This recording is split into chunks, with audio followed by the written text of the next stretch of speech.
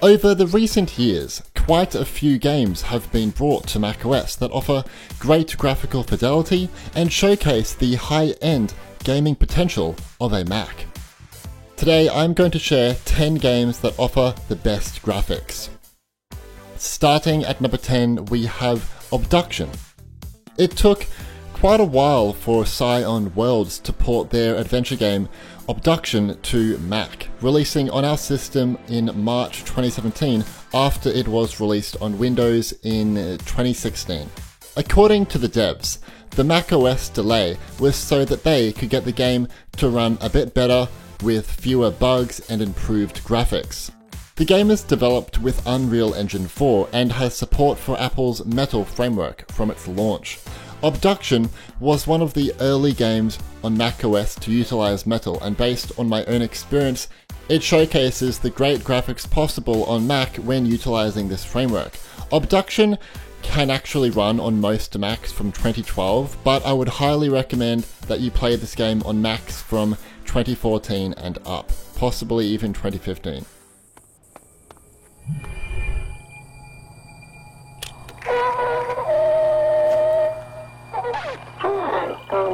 I'm sorry.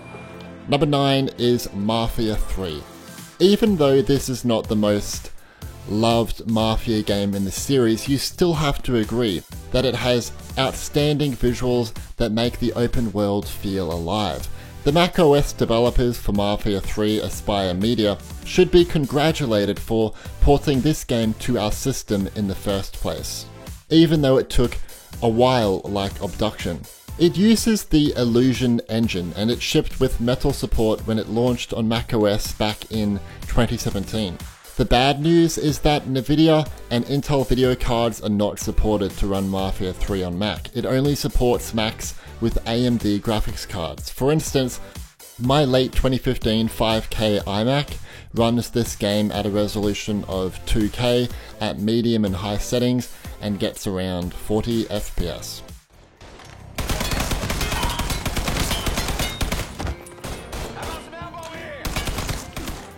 Number 8, we have Divinity Original Sin 2.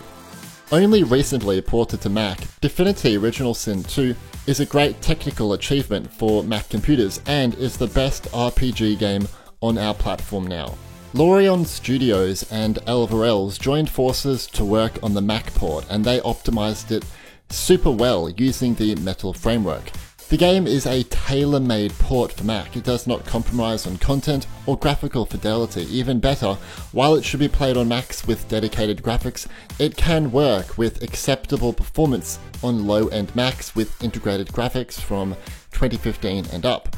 Plus, apparently it supports HDR on supported iMac models.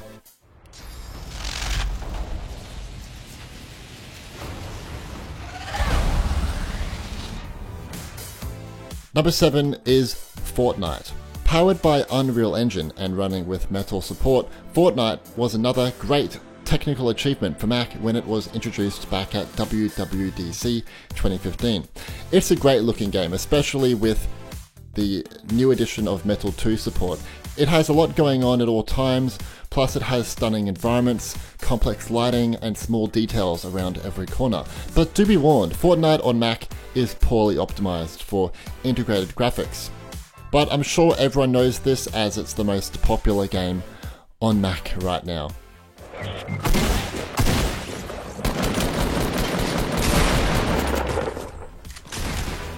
Number 6, we have Alien Isolation.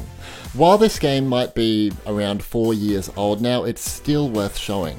It doesn't utilize the Metal framework, it uses OpenGL, which is still very impressive. It was ported to Mac by Feral Interactive back in late 2015. This is one of my favorite games. I finished it 3 times now. I love the visuals, they are beautiful, dark, atmospheric, but at the same time, everything in this game is super sharp around the corners. Alien Isolation definitely represents the fear and the horror of the first Alien movie, and is my favorite horror game on Mac.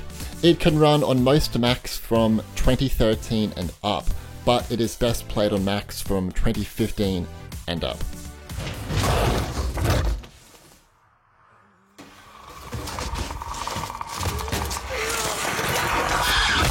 Number 5 is Observer.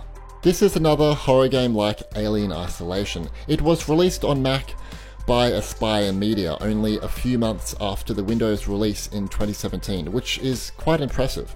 It uses Unreal Engine 4, and apparently, according to a press representative from Aspyr, Observer supports Metal but doesn't actively use it, which is weird.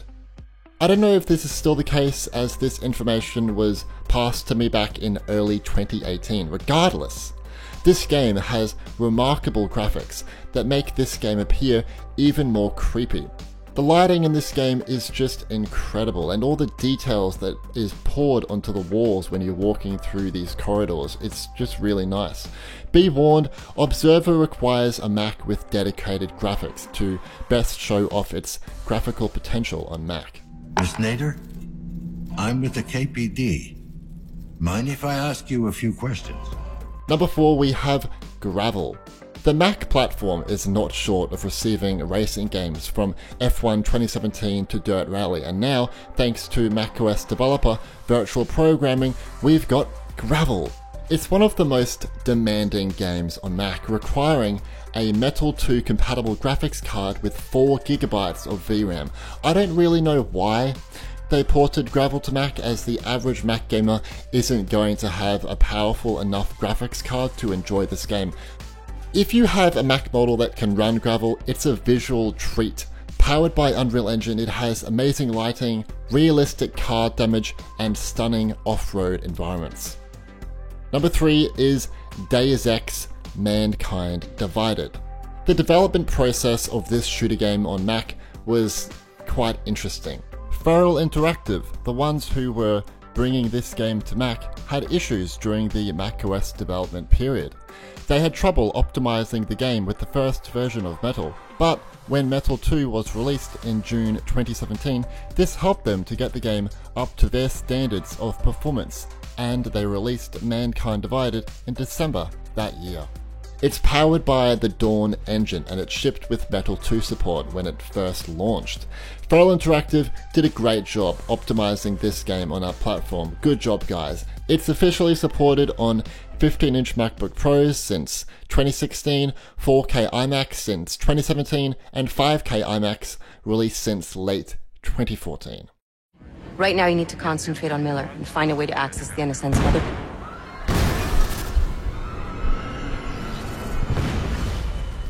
Number 2, we have Dying Light. I was very surprised when this open world zombie game Dying Light landed on Mac back in late 2016. It came out of nowhere, and it was incredible to see Techland show some love towards Mac gamers. They even published an exclusive game trailer for us. It was really nice. I believe this game runs with OpenGL support, not the Metal API, which is noteworthy on their end. This could be the most demanding game on Mac today. It only supports AMD Radeon graphics cards, but playing it on my 5K iMac, which supports this game, I noticed how well optimized it is playing at 1080p, high settings, and hitting around 50 to 60 FPS. Not bad. If you have a Mac that can run this game, it's one of the best open world games on Mac right now. I highly recommend it.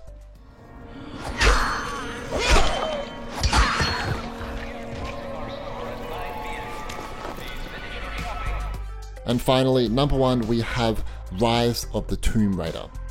This game has it all: breathtaking vistas, highly detailed terrains, and offers complex physics simulations and AI. Once again, Rise of the Tomb Raider was brought to macOS by Feral Interactive. It uses the Foundation engine and supports Metal 2. Rise of the Tomb Raider shows what Macs are truly capable of when it comes to playing demanding games that are taxing on the CPU and require more and more CPU cycles for exciting gameplay. The footage you see now is from my 15-inch MacBook Pro with a Blackmagic eGPU connected. It's running this game at 1080p, ultra settings, and it is receiving around 40 frames per second. Incredible. Rise of the Tomb Raider is a work of art on Mac, and I hope more developers see the gaming potential offered by Mac in the coming years.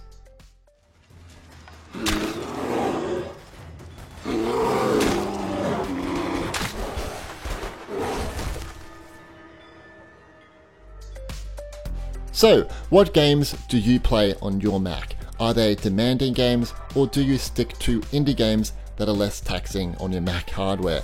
Let me know in the comments. Thanks for watching. Leave a like if you enjoyed this video and subscribe for more videos about Mac games. Bye bye.